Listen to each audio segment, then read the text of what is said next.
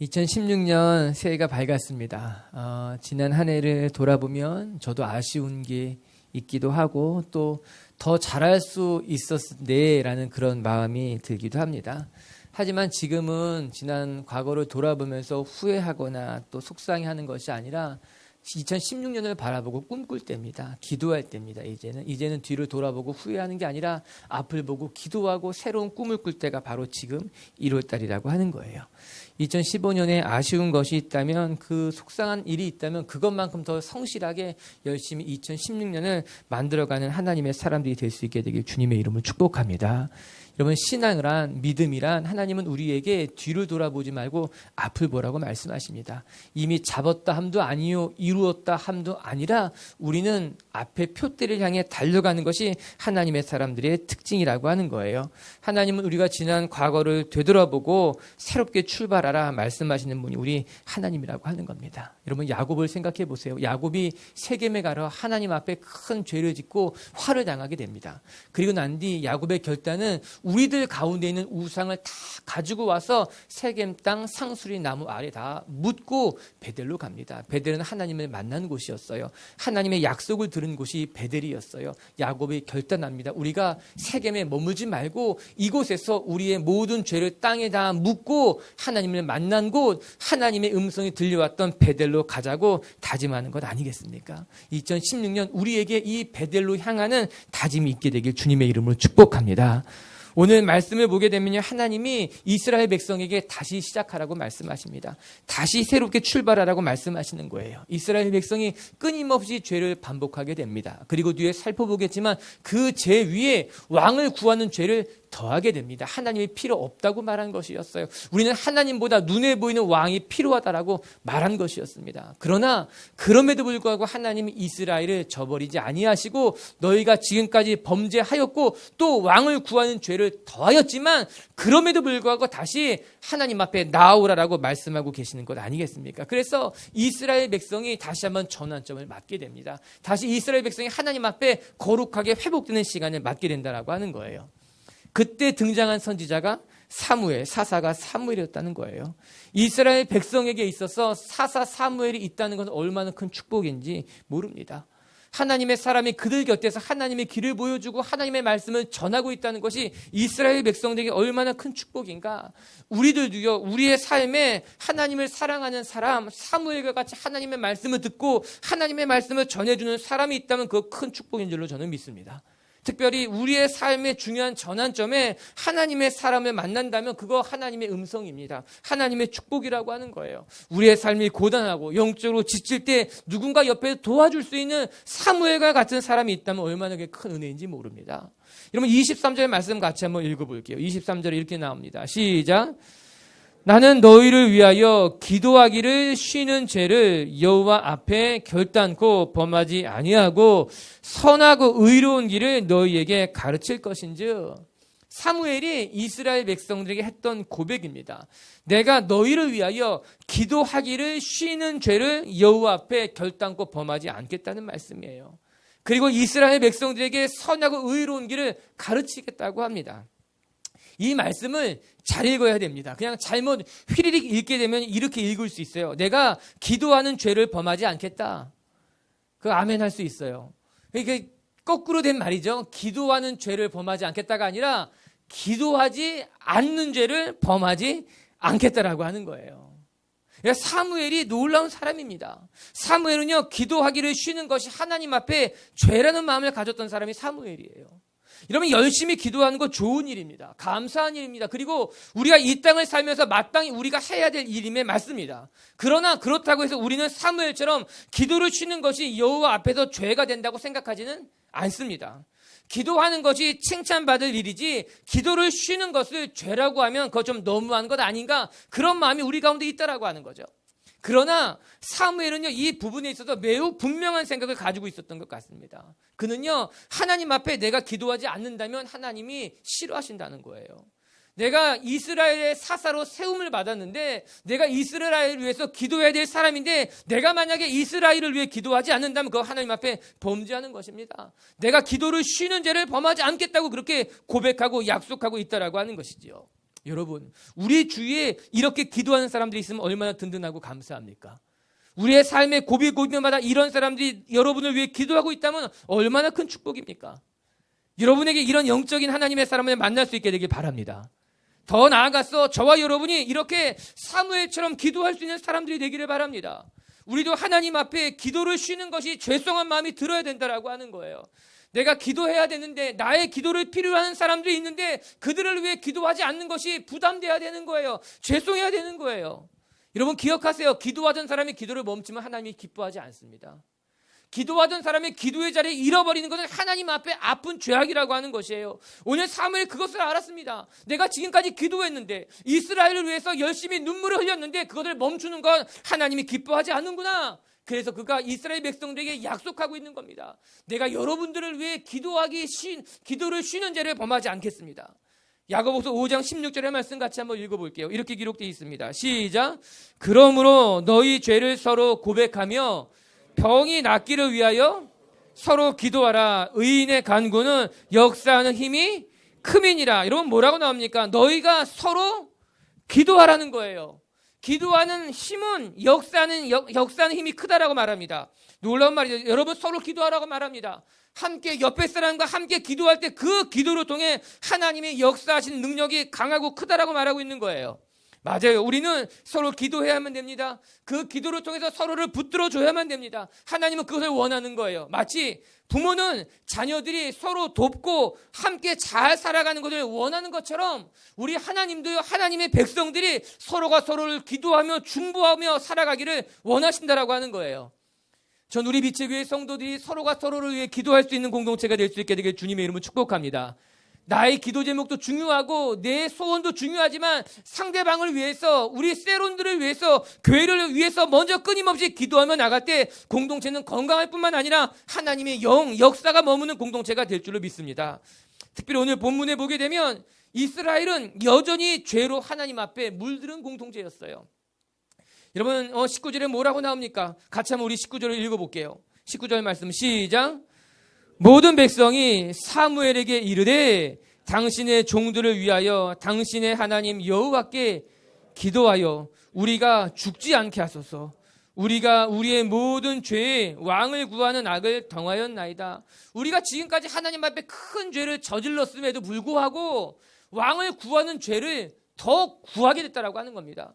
하나님은 이스라엘이 왕을 구하는 것, 그 하나님을 저버리는 일이라고 말씀하셨잖아요. 그거 기뻐하지 않았어요. 이스라엘 백성이 그거 나중에 깨달았습니다. 아, 왕을 구한 것이 하나님 앞에 큰 범죄였구나.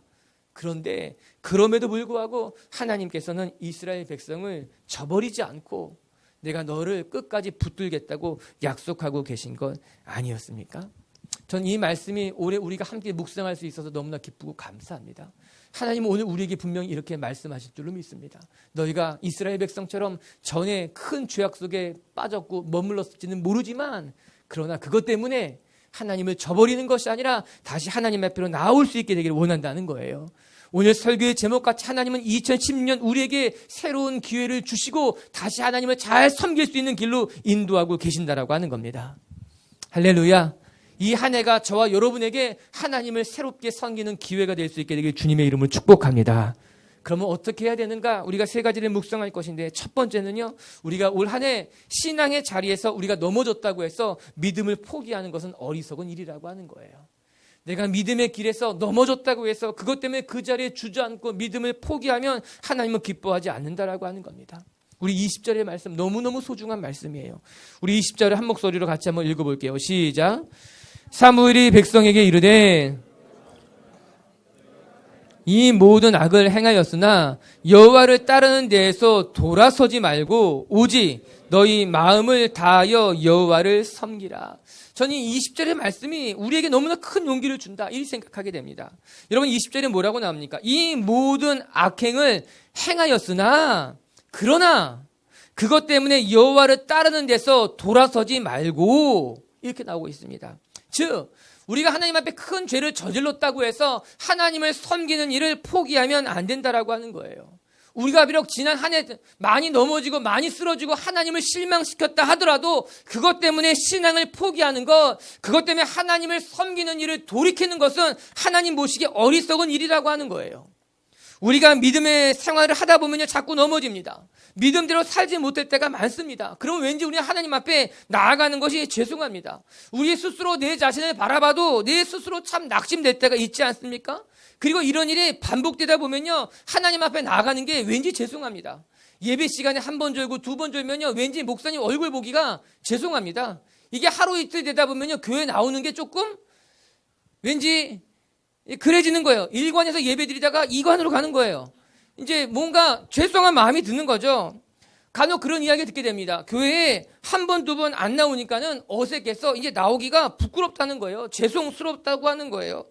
이들은 하나님 앞에 죄송한 일이 생기면 오히려 하나님 앞에 못 나가는 사람들인 거예요. 어리석은 사람들인 거예요. 여러분, 우리가 목욕탕에 갈 때 몸이 깨끗해서 목욕탕 가는 사람들 있습니까? 몸이 더러워서 가는 거예요. 몸이 더러울수록 목욕탕에 담대하게 나가야 되는 거예요. 근데 우리는 하나님 앞에 죄송한 게 있으면 오히려 못 나가는 거죠. 하나님 앞에 부끄러운 게 있으면 오늘 이스라엘 백성이 그랬던 것만 같습니다. 하나님께서 사무엘을 통해서 이스라엘 백성에게 뭐라고 말합니까? 너희가 이 모든 악을 행하였으나 그러나 여호와를 따르는 데서 돌아서지 마십시오. 너희가 하나님 보시기에 부끄럽다고, 하나님 보시기에 너의 행악이 더럽다고 해서 하나님 앞에 돌아서는 것은 어리석은 일이라고 성경이 이야기하고 있는 거예요. 어느 누구도 신앙을 포기하라 말하지 않았어요. 신앙을 멈추라고 말하지 않았지만 자기 스스로 멈추는 거예요. 자기 스스로 돌아간다라고 하는 겁니다. 그러나 하나님께서는 사무엘을 통해 우리에게 말씀하고 있습니다. 너희는 허물이 있기 때문에 하나님 앞에 나와야 된다는 거예요. 너희는 죄가 있기 때문에, 너는 부족하기 때문에, 너는 연약하기 때문에 교회를 떠나는 게 아니라 하나님을 등지는 것이 아니라 허물이 많으면 많을수록, 연약하면 연약할수록 더 하나님 앞에 나아가는 것이 하나님이 원하시는 뜻이라고 하는 거예요. 왜냐? 하나님은 의인을 부르러 온 것이 아니라 죄인을 부르러 오시기 때문인 거예요. 건강한 사람에게는 의원이 필요 없고 아픈 사람에게 의원이 필요한 것 같이 하나님은요, 죄인을 위해서, 세리를 위해서, 연약한 자를 위해서, 오늘도 믿음이 무너진 사람들을 위해서 우리 가운데 오셨기 때문에 빛의 교회 성도 여러분, 과거의 아픔이 있고 죄악 때문에 하나님 앞에 나아가는 것을 포기하는 것이 아니라 연약하기 때문에 하나님 앞에 나아가는 분들이 되기를 주님의 이름으로 축복합니다. 히브리서 4장 15, 16절 말씀 한 목소리로 읽습니다. 시작. 우리에게 있는 대제사장은 우리의 연약함을 동정하지 못하실 이가 아니요 모든 일에 우리와 똑같이 시험을 받으신 이로되 죄는 없으시니라. 그러므로 우리는 긍휼하심을 받고 때를 따라 돕는 은혜를 얻기 위하여 은혜의 보좌 앞에 어떻게 담대히 나아갈 것이니라. 아멘. 여러분, 은혜를 얻기 위해서 때를 따라 은혜를 베푸시는 하나님 앞에 우리는 담대히 나아가야 된다라고 하는 거예요. 부족하기 때문에, 연약하기 때문에, 하나님의 은혜가 필요하기 때문에, 우리가 하나님의 은혜가 필요 없으면, 우리가 늘 승리하고 늘 괜찮으면 우리에겐 신앙이 필요 없을 거예요. 그럼 우리는 넘어지기 때문에, 우리는 쓰러지기 때문에 우리 하나님 앞에 나아가야 된다라고 하는 거예요. 사랑하는 빛의 교회 성도 여러분, 실패했기 때문에, 신앙이 무너졌기 때문에, 기도를 안 하기 때문에, 오히려 그것 때문에 하나님의 이름을 붙들 수 있는 한 해가 될 수 있게 되길 주님의 이름을 축복합니다. 그래서 21절에 이런 말씀이 나와 있어요. 21절을 볼게요. 시작. 돌아서서 유익하게도 못하며 구원하지도 못하는 헛된 것을 따르지 말라. 그들은 헛되니라. 그리고 나서 사무엘이 이스라엘 백성들에게 냉정하게 이야기하는 게 있습니다. 무엇인가? 우리를 유익하게 하지도 못하며 또 구원하지도 못할 헛된 것에 마음을 빼앗기지 말고 돌이키라라고 하는 거예요. 여러분, 지금까지 이스라엘 백성들의 마음을 흔들어 놓았던 그 이방의 우상들이 과연 너희에게 해준 것이 무엇인지 돌아보라고 말합니다. 가나안 땅에 있는 우상들이, 블레셋을 섬겼던 우상들이 과연 이스라엘 백성들에게 어떤 도움을 주었느냐? 너희는 하나님을 버리고 이방신을 섬겼고, 너희는 하나님을 떠나 블레셋 신을 섬겼는데 그것들이 과연 너희들에게 어떤 도움을 주었는지 따져보자라고 말합니다. 한번 생각해 보라고 말하는 거예요. 여러분, 이 말씀을 우리는 들어봐야만 됩니다. 여러분, 우리도 이 세상에 우리의 마음을 빼앗기잖아요. 세상에 그럴듯한 것에 우리의 마음을 빼앗기기도 하잖아요. 세상에 좋아 보이는 것들, 그것을 가지면 행복할 것만 같고, 세상에 좋아 보이는 것들을 내가 붙잡으면 뭔가 내 삶이 더 나아질 것만 같잖아요. 근데 그것이 여러분 마음에 평안을 주었어요? 그것이 여러분의 마음을 행복하게 했어요? 세상에 좋아 보이는 것들을 얻었더니 여러분 영혼의 안식을 얻었어요? 아니면 더 목마르게 되었어요? 아니면 더 힘들어졌어요? 더 부족해지지 않았어요? 오늘 사무엘은 이스라엘 백성들에게 냉정하게 따져보자고 하는 거예요. 너희가 이방인을 섬겼고 우상을 섬겼는데 그것들이 과연 너희에게 유익이 되었느냐? 그것들이 너희 삶에 평안과 안식을 주었느냐라고 하는 거예요. 아니에요. 오히려 우리가 붙잡았던 그 세상의 것들, 잡으면 나에게 평안과 안식을 줄 것만 같은 그것들은 오히려 더 목마르게 했어요. 오히려 더 가라게 했어요. 오히려 더 연약하게 했다라고 하는 것이죠. 그리고 사무엘은 이렇게 말해줍니다. 그것들로부터 돌이키라라고 하는 거예요. 그것에 마음을 빼앗기지 마십시오. 그것에 여러분의 마음을 빼앗기지 마십시오. 사랑하는 빛의 교회 성도 여러분, 우리 마음을 이 세상의 것들로부터 지키며 다시 하나님이 주신 2016년을 맞이해야 된다라고 하는 거예요. 우리 새해가 되면 항상 묵상하고 싶은 마음이 고린도후서 5장 17절의 말씀이에요. 같이 한번 읽어보고 싶어요. 시작. 그런즉 누구든지 그리스도 안에 있으면 새로운 피조물이라. 이전 것은 지나갔으니 보라 새 것이 되었도다. 하나님은 이제 우리가 지난 과거를 버리고 새롭게 창조되었으니 새 사람을 입으라고 말씀하고 있는 거예요. 이 말씀이 재밌지 않습니까? 이전 것은 지나갔어요. 왜 지나가는데 그것을 돌아보는 거예요. 다 사라져버린 것이라고 하는 거예요. 이제 우리는 하나님의 새 사람이 됐으니 다시 새롭게 하나님의 것들을 바라보는 사람들이 되어야 된다고 하는 것이죠. 2015년 우리가 때로는 넘어지기도 하고 때로는 실수하기도 하고 때로는 하나님 앞에 부끄러운 일도 행하기도 했지만 그것 때문에 하나님 앞에 나아가지 못하는 것이 아니라 오히려 그렇기 때문에 더 하나님의 이름을 부르짖고 하나님 앞에 엎드릴 수 있는 한 해가 될 수 있게 되길 주님의 이름으로 축복합니다. 두 번째 말씀을 통해 깨달아야 될 것은 오늘 사무엘이 이스라엘 백성들에게 이렇게 말하고 있습니다. 우리가 비록 허물이 많지만 하나님은 우리를 자녀 삼으신 것을 기뻐한다라고 하는 거예요. 그것을 너희가 잊지 않아야 된다는 겁니다. 22절의 말씀을 같이 봅니다. 시작. 여호와께서는 너희를 자기 백성으로 삼으신 것을 기뻐하셨으므로 여호와께서는 그의 크신 이름을 위해서라도 자기 백성을 버리지 아니할 것이요. 하나님은 이스라엘을 자녀 삼으신 것을 기뻐하신다는 거예요. 이것이 얼마나 놀랍고 축복된 말씀입니까? 하나님은 우리를 자녀 삼으신 것을 기뻐하신다라고 하는 겁니다. 오늘 말씀은요, 사무엘의 고별 설교와도 같습니다. 사무엘은 이스라엘의 마지막 사사예요. 그리고 이제는 사사 시대가 끝나고 사울, 왕정 시대가 시작되는 것 아닙니까? 여러분, 사사는요, 전통적으로 세 가지 역할을 했습니다. 첫 번째는 제사장의 역할을 했고요. 두 번째는요, 선지자의 역할을 했고요. 세 번째는 왕의 역할을 했다라고 하는 거예요. 왕의 역할을 했다는 것이 무엇인가 하면요, 이스라엘 백성들끼리 다툼이 일어나면 재판관의 역할을 하게 되면 누가 잘했는지 못했는지 재판을 하게 됩니다. 또 이스라엘의 정치적인 리더가 사사였어요. 뿐만 아니라 전쟁이 일어나게 되면요, 이스라엘 군사를 모아서 군사를 이끌고 나가는 어떤 군사적인 통수권이 사사에게 있었다고 하는 겁니다. 이 사사는요, 제사장이고 선지자인 동시에 또한 왕이었던 거예요. 그런데 하나님께서 사무엘에게 사울을 기름 붓고 그를 왕으로 세우라고 말한 겁니다. 즉, 사무엘아, 이제 내 왕의 리더십을 사울에게 이 양에 넘겨주라고 이야기한 겁니다.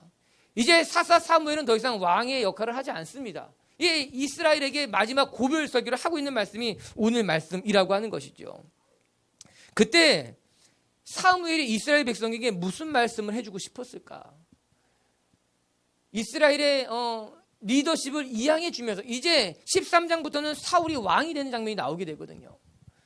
이스라엘의 리더십을 이양해 주면서 이스라엘 백성들에게 마지막으로 해주고 싶었던 말씀이 무엇일까? 여러분, 제가 우리 자녀들에게, 우리 아이들에게 마지막으로 말할 기회가 있다면 무슨 말을 해주고 싶을까? 내가 우리 아이들의 마지막 순간에 무슨 말을 들려주면 좋을까? 제가 이런 생각을 합니다. 또 우리 아이들이 어디를 가면은 꼭 한마디를 해줄 때 무슨 말을 해주면 좋을까? 그런 생각할 때가 있습니다. 또 우리 교회, 이제 빛의 교회, 만약에 내가 빛의 교회에서 고별 설교를 한다면 내가 무슨 설교하면 좋을까? 무슨 말을 전해주면 좋을까? 이 생각할 때가 있어요. 그런데요, 그 답이 의외로 쉽게 나옵니다. 제가 만약에 우리 아이들에게 마지막으로 전해줄 말이 있다면요, 한마디예요. 우리 아이들이 어디 어려운 일을 만나게 되면 꼭 해주고 싶은 말이 있다면 그 한마디인 거예요. 다른 게 아니에요. 얘들아, 하나님이 너를 사랑한다는 걸 잊지 말라는 거예요. 너 어디를 가든 내가 어떤 형편에 놓이든지 간에 이거 하나 잊으면 안 된다. 하나님은 너를 사랑하셔. 하나님은 너를 사랑하신다는 거예요. 제가 빛의 교회를 만약에 그럴 일은 없겠지만 마지막 설교를 하게 된다면 나중에 이 말 하고 싶죠. 여러분, 하나님이 여러분을 사랑하신다는 걸 잊어먹으면 안 됩니다. 하나님이 여러분을 자녀 삼은 것을 얼마나 기뻐하는지 아셔야만 됩니다. 오늘 사무엘이 그 말하는 거예요. 사무엘이 자기의 삶의 고별 설교에 있어서 이스라엘 백성들에게 마지막 한마디를 해준다면 무슨 말을 해주고 싶은가? 여러분이 하나님 앞에 범죄하고 여러분이 악행이 심하고 또 여러분이 하나님 보시기에 부끄럽다 하더라도 하나님은요, 여러분을 자녀 삼으신 것을 기뻐하신다라고 하는 겁니다. 빛의 교회 성도 여러분, 이 말씀 기억하시기 바랍니다. 우리가 부족할 거예요. 우리는 연약합니다. 우리는 하나님 보시기에 만족스럽지 못하다 우리 스스로 생각할 수 있어요. 그러나 하나님은 오늘 이렇게 말씀하세요. 그러나 내가 너희를 나의 자녀 삼은 것을 나는 기뻐한다는 거예요. 나는 너희를 나의 자녀로 부르시고도 후회하지 않는다라고 하는 거예요. 할렐루야. 하나님은요, 우리를 자녀 삼은 것을 후회하지 않습니다. 하나님, 우리를 하나님의 백성 삼은 것을 후회하지 않는다는 거예요. 로마서 11장 29절에 이런 말씀이 나와 있어요. 같이 읽어봐요. 시작. 하나님의 은사와 부르심에는 후회하심이 없느니라. 바울이 이스라엘 유대인들에게 했던 메시지가 이 메시지였던 거예요. 하나님은 너희를 하나님의 백성 삼으신 걸 후회하지 않는다는 거예요. 이스라엘을 자녀 삼으신 것을 하나님은 단 한 번도 후회하지 않는다는 거예요. 맞아요. 하나님은요, 우리를 자녀 삼은 것, 우리에게 하나님의 사랑을 베푸신 것을 후회해 본 적이 없다라고 하는 겁니다. 사람들은요, 때로 종종 누군가를 만났다 헤어지기도 합니다. 좋았다가 싫어지기도 합니다. 사랑했다가 그것을 후회하기도 합니다. 심지어는 내가 이 사람을 차라리 만나지 않았으면 더 좋았을 텐데 이런 후회를 하기도 한다라고 하는 거예요. 그러나 우리 하나님은 후회하지 않는 거예요. 하나님은 우리를 부르신 것에 대해서, 우리를 자녀 삼으신 것에 대해서, 우리에게 하나님의 나라를 유업으로 맡기신 것에 대해서 후회하는 분이 아니라고 하는 거예요. 나는 너를 자녀 삼은 것을 기뻐한단다. 나는 너가 나의 자녀가 된 것이 즐겁다라고 하는 거예요. 이 말씀을 잊지 않고 여러분 마음에 깊이 새겨두시기 바랍니다. 어려운 일을 만날 때마다, 내가 감당할 수 없는 일을 만날 때마다 우리는 이 말씀으로 되돌아가야 되는 거예요. 하나님이 우리를 자녀 삼으신 것을 기뻐하시고, 내가 비록 연약하고, 내가 비록 넘어지고, 내가 비록 하나님 앞에 부끄러운 짓을 행한다 할지라도 하나님은 우리를 자녀 삼으신 것을 기뻐한다는 거예요. 그리고 하나님이 우리에게 뭐라고 말씀하신지 아십니까? 22절의 후반부에 보게 되면은 자기의 백성을 결코 버리지 아니하실 것이요. 그리고 사무엘은 이스라엘 백성들에게 말해줍니다. 하나님은 너희를 자녀 삼으신 것을 기뻐할 뿐만 아니라 결코 너희를 버리지 않을 거라는 거예요. 그걸 잊지 말라라고 각인시키고 있는 거예요. 사랑하는 빛의 교회 성도 여러분, 하나님은요, 결코 자기의 백성을 버리시는 일이 없습니다. 마음에 들지 않는다 하더라도, 때로는 연약하다 할지라도 하나님은 버리지 않는 분이에요. 이사야서 49장 15절의 말씀을 보면 이런 말씀이 나와 있죠. 여인이 어찌 그 젖 먹는 자식을 잊겠으며 자기 태에서 난 아들을 긍휼히 여기지 않겠느냐? 그들은 혹시 잊을지라도 나는 너를 잊지 아니할 것이라. 아멘. 행여나 부모가 너희를 잊는다 하더라도 하나님은 너희를 잊지 않겠다는 거예요. 우리가 새벽 예배 때 묵상한 것 같이 여러분, 사랑에는요, 헬라어에는 사랑에 대해서 4가지 종류를 이야기하고 있어요. 4가지의 단어가 있어요. 첫 번째는 에로스, 남녀 간의 사랑, 우리가 잘 알고 있는 건 아니에요. 두 번째는 필로스, 형제들 간의 우정을 말하는 단어가 이 필로스예요. 세 번째는 우리에게 좀 낯설 수 있지만 스텔고라고 하는 것이 있어요. 그 부모의 사랑이에요. 부모가 자녀를 사랑하는 것을 그 스텔고라고 해요. 그리고 아가페의 사랑이 있다는 거예요. 아가페의 사랑은 하나님의 사랑, 그 하나님의 사랑은 부모가 자녀를 사랑하는 것보다 더 깊다는 거예요. 부모가 자녀를 사랑하는 것보다 더 심오하다라고 하는 거예요. 오늘 이사야서 49장 15절의 말씀이 그런 거죠. 때로는 사람들 가운데 자기의 자녀를 버리는 이도 있겠지만, 때로는 사람들 가운데 형편이 어려우면 자기 자녀를 버릴 수 있겠지만, 그러나 하나님은 결코 너희를 버리지 않는다라고 하는 것입니다. 사랑하는 우리 빛의 교회 성도 여러분, 하나님은 결코 우리를 버리지 않으실 거예요.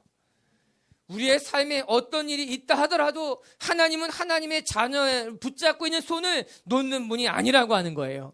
이것을 우리가 잊지 않게 되기를 바랍니다. 어떤 상황에 놓인다 하더라도 하나님은 지금 우리를 붙잡고 있는 이 손을 결코 놓지 않는 분이 우리 하나님이라고 하는 거예요. 할렐루야. 그래요. 오늘 세 번째 또 한 가지 묵상할 것이 있습니다. 저는 24절의 말씀이에요. 24절을 읽어볼게요. 시작. 너희는 여호와께서 너희를 위하여 행하신 그 큰 일을 생각하여 오직 그를 경외하며 너희의 마음을 다하여 진실이 섬기라. 오늘 사무엘이 고별 설교를 하면서 이스라엘 백성들에게 3가지 당부의 말씀을 하는 것 아닙니까? 그 첫 번째는 무엇입니까? 너희가 악행하였다 하더라도 너희의 믿음이 실패하고 너희가 때론 낙심한다 하더라도 하나님 앞에 돌아서는 것은 어리석은 일이라고 하는 거예요. 우리는 어떠한 일이 있어도 하나님 앞에 나아가야 된다라고 하는 것이죠. 두 번째 말씀은 무엇입니까? 하나님이 우리를 자녀 삼으신 것을 기뻐한다는 것을 기억하라라고 하는 거예요. 그리고 세 번째 말씀은요, 24절에 우리가 마음을 다해서 하나님을 섬기자라고 하는 거예요. 저는 24절에서 가장 눈에 들어온 단어는 진실하다라고 하는 단어입니다. 진실이 섬기라. 이게 사무엘이 이스라엘 백성들에게 하고 싶었던 말입니다. 하나님을 섬기되 진실이 섬기자라고 하는 거예요. 여태까지 큰 죄악을 저질렀던 이스라엘에게, 왕을 세워달라고까지 말했던 그 이스라엘에게 오늘 사무엘이 하고 싶었던 말씀이 무엇인가 하면, 여러분, 이스라엘은 하나님이 택한 백성이었어요. 이스라엘은 선민이었어요. 하나님을 아는 백성이었어요. 그런데 너희들 가운데 진실함이 없다는 거죠. 우리가 하나님을 알지만, 우리 속에 믿음이 있지만, 오늘 우리가 바라는 것은 하나님을 진실이 섬기자라고 하는 것입니다. 그런데요, 저는 이 단어가 오히려 이 시대에 우리에게 더 필요한 단어가 아닌가 생각합니다. 이 시대는요, 세상의 것들이 너무나 달콤해서 신앙을 잃어버리기 쉬운 시대예요. 여러분, 이 시대는요, 핍박과 박해로 신앙인들을 넘어뜨리는 시대가 아니라 세상의 돈과 권력과 명예와 좋은 것들로 신앙인들을 무기력하게 만들어버리는 시대가 이 시대이기 때문에 이 진실한 신앙은 지금 우리에게 더 필요한 단어가 아닌가 싶다는 거예요. 여러분, 진실한 사람을 찾기가 어렵습니다. 여러분, 교회 다니는 사람들 많습니다. 교세가 기울어진다 그래도요, 우리 주위에 교회 다니는 사람들 여전히 많습니다. 신앙을 가지고 있다고 말하는 사람들이 수두룩합니다. 돌아보면요, 하나님을 섬긴다고 말하는 사람들, 하나님을 사랑한다고 말하는 사람들이 많이 있습니다. 그런데 정말 그 마음에 진실이 하나님을 섬기는 사람들이 얼마나 될까?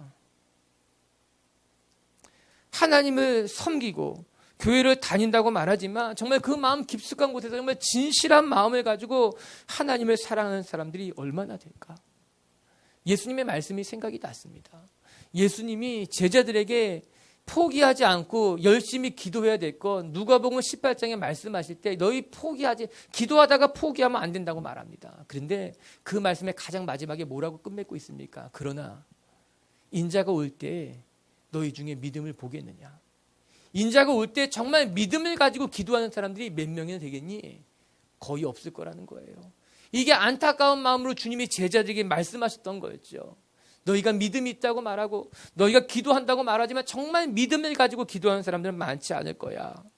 오늘 이 24절의 말씀 속에서 우리는 하나님의 음성을 들어야만 됩니다. 너희가 교회를 다니고 너희가 믿음이 있다고 말하지만 정말 너희 가운데 얼마나 진실한 믿음이 있느냐라고 하는 것이죠.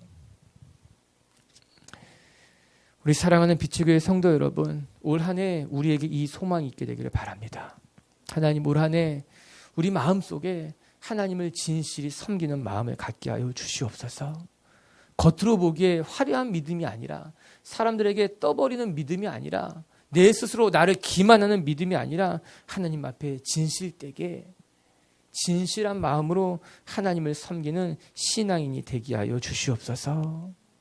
오늘 우리가 이 믿음을 가지고 한 해를 하나님 앞에 올려드리는 하나님의 사람들이 될 수 있게 되길 주님의 이름을 축복합니다. 오늘 사무엘이 고별 설교를 하면서 이스라엘 백성들에게 세 가지를 당부하고 있습니다.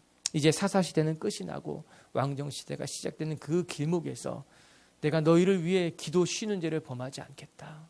우리 빛의 교회 성도들도요, 하나님 앞에 기도를 쉬는 죄를 범하지 않는, 늘 기도하며 무릎 꿇는 하나님의 사람들이 될 수 있게 되기를 바랍니다. 그리고 우리가 하나님 앞에서 첫 번째, 여러분, 신앙의 자리에서 넘어졌다고 해서 믿음을 포기하는 것은 어리석은 일이다. 내가 넘어졌고 내가 쓰러지고 내가 부족하지만 그렇다고 해서 믿음을 포기하는 것이 아니라 오히려 부족하고 연약하고 실패할수록 하나님 앞에 더 담대히 나가는 한 해가 될 수 있게 되기를 바랍니다. 그리고 두 번째, 하나님은요, 우리를 자녀 삼으신 것을 기뻐하십니다. 우리가 연약하지만 우리를 자녀 삼으신 것을 하나님은 결코 후회하지 않으시고 기뻐하신다는 것을 기억하시길 바랍니다. 그리고 세 번째, 오늘 사무엘의 고백같이 하나님, 우리가 하나님 앞에 진실한 신앙인이 되게 하여 주시옵소서. 껍데기만 믿음을 가진 사람들이 아니라 그냥 말로 입으로만 하나님을 사랑한다고 고백하는 사람들이 아니라 진실하게 하나님을 사랑하고 섬기는 사람들이 되기를 바랍니다.